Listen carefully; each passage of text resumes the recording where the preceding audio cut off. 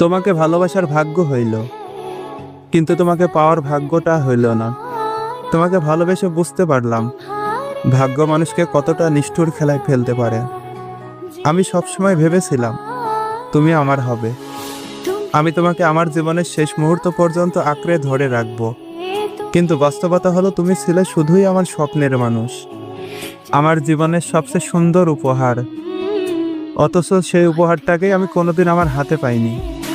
ভালোবাসার মতো অমূল্য একটা অনুভূতি আমি পেয়েছি, কিন্তু সে ভালোবাসার শেষ পরিণতি আমি পাইনি। তুমি আমার পাশে থাকো বা দূরে থাকো, আমার জীবনে তুমি সবসময় থেকে যাবে। ভালোবাসা শুধু পাওয়ার নাম না, ভালোবাসা মানে হলো কাউকে নিঃস্বার্থভাবে চিরদিনের জন্য ভালোবাসতে পারা।